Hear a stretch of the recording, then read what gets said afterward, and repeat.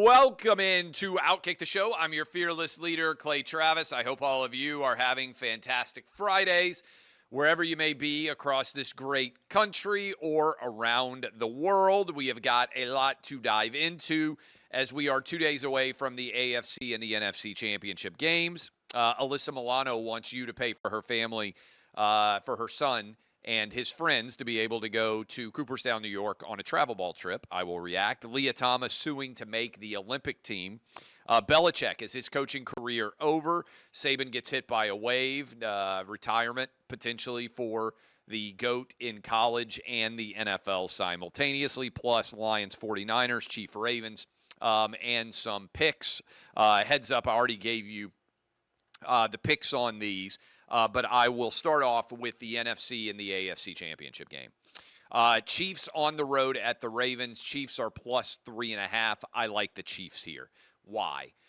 Patrick Mahomes has got one of the best defenses he's had in his career right now. I like the way that the Chiefs defense is shutting down opposing offenses. Suddenly, the Chiefs receivers are managing to catch the football. The offensive line is holding up well for Patrick Mahomes and the Chiefs. Travis Kelce showed up out of nowhere with double touchdown catches last week after not having one since week 7 or week 8. We have not had, knock on wood, any crazy tip ball interceptions from Patrick Mahomes that he had no responsibility for, but somehow lead to disaster going back the other direction. I am cautiously optimistic that the Chiefs have solved many of the issues that have bedeviled them all season long. I like the fact that this is their 6th straight AFC championship game. The moment is not going to be too big for Patrick Mahomes. I like the fact that Patrick Mahomes is the best player in the entirety of the NFL, the best quarterback in the NFL, and I'm getting him with points on the road, which feels like a value. On the flip side, Mark Andrews is coming back for the Baltimore Ravens, and Lamar Jackson got the win in the divisional round playoff, played very well in the second half, but I feel all the pressure is on the Baltimore Ravens at this point. If the Chiefs go out, win, and advance to the Super Bowl, no one is going to be stunned. Everybody's going to say, well, that's what Patrick Mahomes does. He is the modern-day Tom Brady. If the Lamar Jackson-led Baltimore Ravens win and advance to the Super Bowl, many people, I believe, will be somewhat surprised because they haven't done it before. And ultimately, I am not sold on the Ravens defense being able to get off the field against Patrick Mahomes and the Chiefs on third down. I like the way that the Chiefs defense is playing better than I like the way that the Ravens defense is playing, and I like the Chiefs team in this seminal signature moment, given that they've been there before and know how to handle all the complexities, even on the road with what should be a rabid home field advantage for the Baltimore Ravens. I am taking Kansas City Chiefs plus the points. I also understand that I'm flying in the face of recent 10-year history where the number 1 seeds are 16-4 straight up in the AFC and NFC championship games over the past decade, 12-8 against the number. I'm going flip side on the Lions as well, plus the points. Let me check and make sure what the exact last-minute number is here as I am talking to you. I do not believe these numbers have moved very much. In general, NFL lines stay pretty consistent unless there's some sort of major injury issue that arises. And like I said, the Chiefs are still plus 3.5. Interestingly, the Lions have now moved out to plus 7.5, even better number. That suggests that there's an expectation that the 49ers are going to blow the Lions out.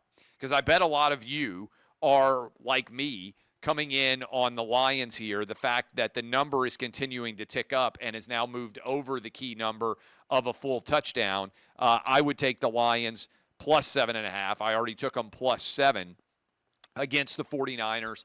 I like where the Lions are here. Jared Goff has played phenomenally well the first 2 games. I like his ability to make plays against what has been the last few weeks, not necessarily an elite 49er performing defense. I do like the pass rush that the 49ers bring to bear.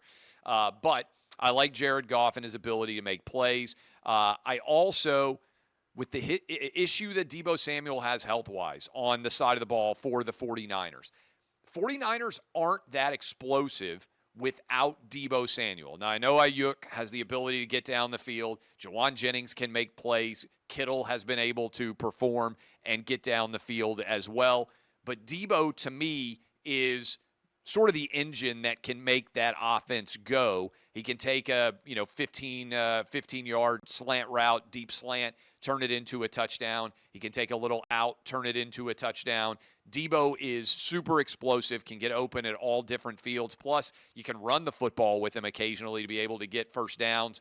As good as Christian McCaffrey is out of the backfield, I think he needs Deebo help at times. And as much as I like Kyle Shanahan's ability to call plays, ultimately, I like the value on the Lions, Dan Campbell's squad going on the road. I'm taking both road underdogs in this game, going against the last decade of history, going head-to-head directly opposite Kelly Stewart. One of us going to have a decent outcome there. That's my pick for the AFC and the NFC championship games. I will be watching them Sunday alongside of pretty much all of you. I will at this point, however, reiterate my call.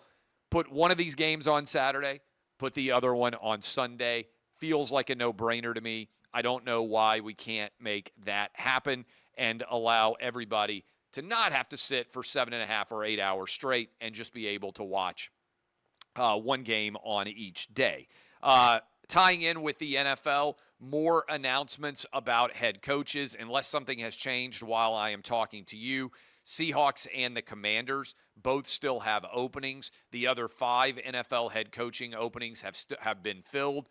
Biggest story, I would say by far, only one team even bothered to interview Bill Belichick, and it was the Atlanta Falcons. Nobody else talks to a 6-time Super Bowl winner, to a guy who has the second most all-time wins. Now, maybe that's partly based on 2 things, Belichick's age, and also the fact that Tom Brady may well be the reason why he won a lot of those games.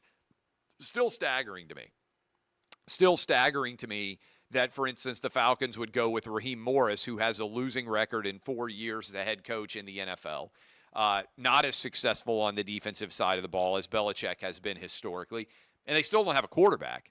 So, again, I would just point out that the race-obsessed NFL, if Bill Belichick were black, everybody would be talking about how unbelievable it is that Bill Belichick is not getting an opportunity to be the signal caller for the head coach for any team in the NFL. Would be a massive conversation, be the lead topic on every ESPN story. Old white guy can't get rehired, nobody cares. People say, oh, that's playing the race card. No, let me pull my chair up here. It's talking about why the race card is, for the most part, worthless. There are often far more significant factors at play than simply looking at a race. I think the reason why Bill Belichick's not getting hired is his age, the fact that he hasn't won without Tom Brady, maybe the fact that he wants more control. But it's still staggering that only one NFL team interviewed him. And by the way, it's staggering to me that Bill Belichick would have to interview at all. You don't interview Denzel Washington for your movie. You don't interview LeBron James when he's in his 30s and ask him, hey, what do you think you can do to make the team better? Staggering to me that he would have to interview at all. His resume is the last 20 years. I'll tell you this, I'm never interviewing for another radio job. People say, oh, what's your resume? Well, the last 15 years of radio. You know what I do? I've done 3 hours a day for the last 15 years, whatever the math is.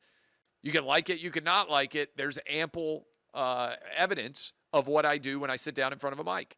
So if you like it, that's fine. Not going to complain. If you don't like it, well, then, that's fine too. But I'm not going to interview. So Bill Belichick, his coaching career may effectively be over now, which is really crazy to even think about.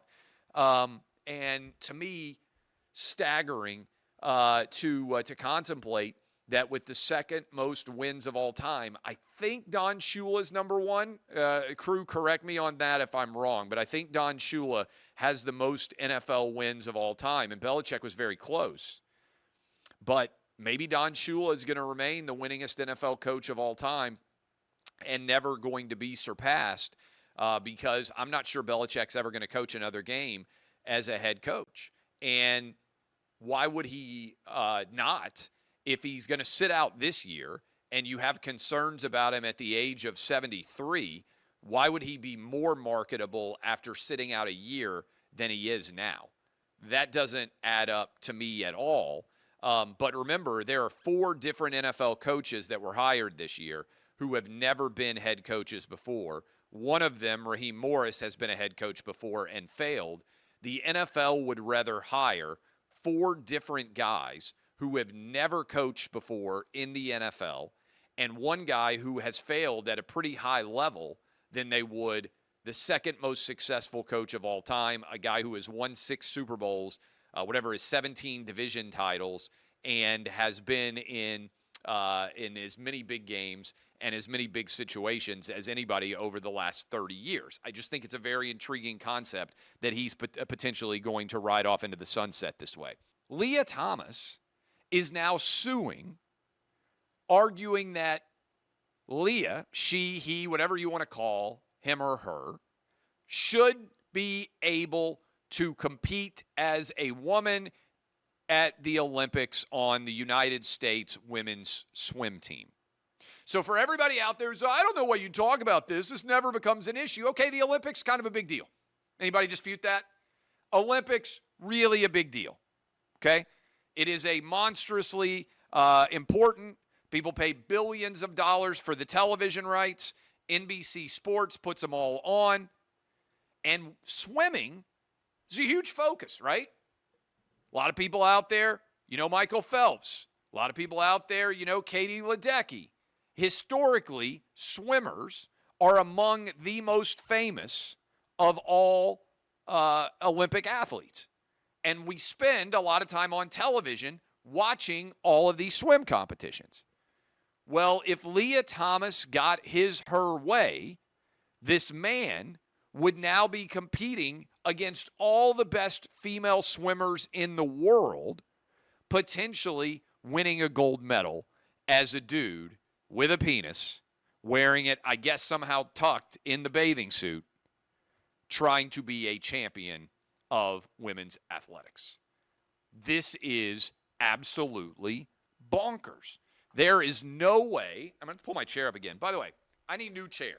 In the OutKick PR department, PR department may be the wrong word. In the OutKick material department, I need a chair that doesn't go down.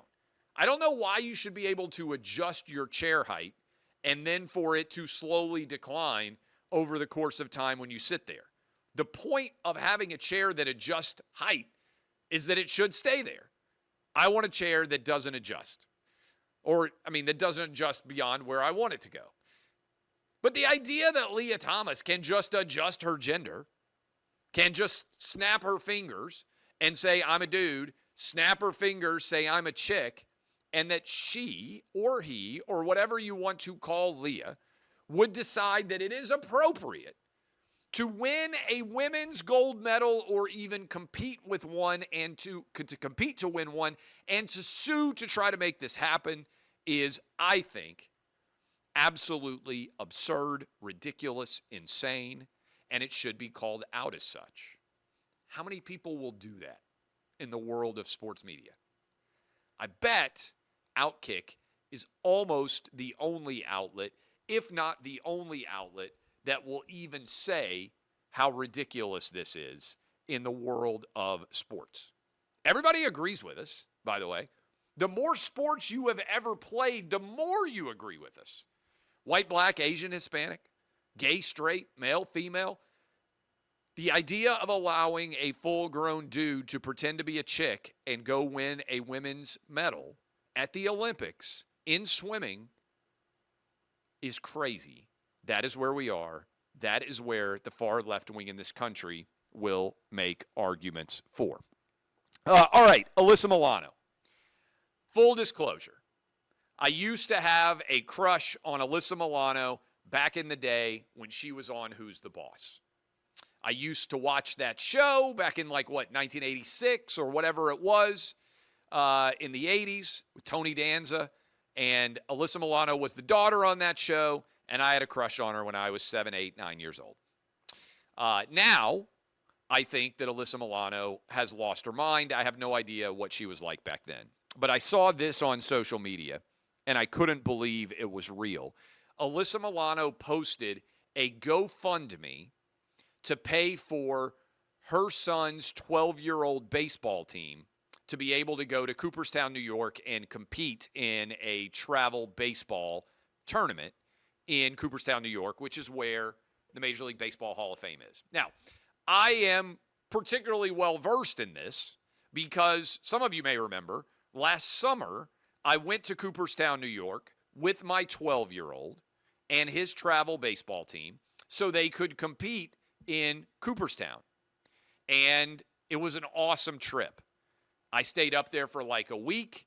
The whole team traveled up. They stay in barracks. If you are watching me right now and your son does travel baseball, I can't impress upon you enough how cool of an experience it is, how fun it was to go to the Major League Baseball Hall of Fame, how beautiful in the summer that area of New York is, and how much fun overall we all had, both parents and kids, at that tournament.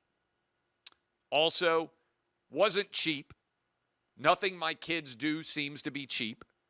I spend money on everything. Every parent paid. Every parent has a cost. I don't even remember what the full cost was. Alyssa Milano is worth millions of dollars.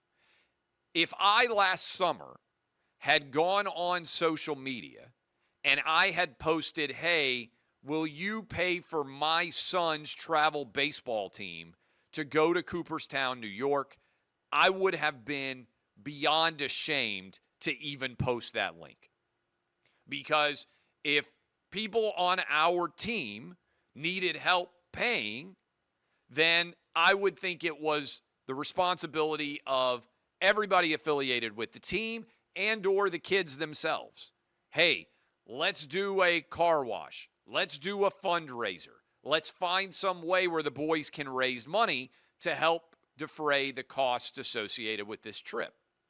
And if the team itself had members who were going to struggle to be able to pay, I would think it would be something internally that the team should handle. As someone who is wealthy, I would be ashamed to ask people with less than me to help my family and my son's teammates be helped, because I wouldn't make a story of it. I would just help myself privately because I'm fortunate to be able to have resources to do something like that, all right? Not trying to brag or draw attention to myself. Exact opposite. I would feel bad drawing attention to this and drawing attention to it in a way where I'm asking people with far less to help fund something that someone with far more could easily do on their own. So I just think it's a window into the leftist worldview, which is even if you have a lot, you expect for other people to give to you. It's just like this tooth fairy mindset that people who don't understand basic business have. Oh, somebody else out there will just handle whatever needs I might have. I got a crazy idea. If you are fortunate enough to have had success in life and you want to give back to others outside of your family and friends, I think doing so is fabulous. I encourage it. But to expect other people with far less resources than you to fund your kids going to travel ball, I think it's unacceptable and frankly pathetic. And if you need a GoFundMe because somebody has to have a medical treatment and you can't afford it and you're asking for help, fine. But a lot of these GoFundMes now, like, hey, I want to go on a honeymoon, help pay for it. Like, it's embarrassing to me that people would even think to do this. Hey, I want to take a really fun trip. Will you help send me on it? No. Why would I do that? I pay for my kids to go on trips. I'll probably end up paying for all their girlfriends and all my grandkids one day to go on trips. That's my responsibility. It's what dad does. But help my kid go to Cooperstown, New York, and his travel team too, when you have the resources to do it yourself? I just think it's such an interesting window into the way that Alyssa Milano thinks, and frankly, how broken her brain is that she would even think to do this as something that would in some way be justifiable. Just pay for it yourself, Alyssa. You got the money. Your husband is a CAA agent, probably makes $1 million a year. You've got a net worth of $10 million or more. You're trying to raise $10,000. Just pathetic. It's crazy. Finally, speaking of pathetic, Fani Willis now facing her own legal peril in her investigation into Donald Trump in Georgia. We've been talking a lot about this. I think she's going to have to step down. I saw the New York Times yesterday had an editorial suggesting that Fani Willis and Nathan Wade, her paramour, her mister, her lover, that she hired and paid over $650,000 in taxpayer funds, that she should step down and that he should step down as well. I think that's likely to be what ends up happening. But now the question is, an investigation has been opened in the state of Georgia. An impeachment proceeding has been brought against her, ironically enough. And I think before all is said and done, she's going to be off this case in Georgia. And I also think that she is going to be facing some form of criminal charges for the misallocation of resources into her lover's pocket as a part of her investigation of Donald Trump. I think that is where we are headed. Also, I'll point out, talked about this on Clay and Buck, that both the Wall Street Journal and the New York Times had articles up about the timing of the Donald Trump legal shenanigans and the idea that they're going to be able to finish these cases. I would still set the over-under at like a half or one in terms of how many cases are going to be completed. Maybe I'd set it around one. I think the Alvin Bragg New York City case might end up happening before all is said and done.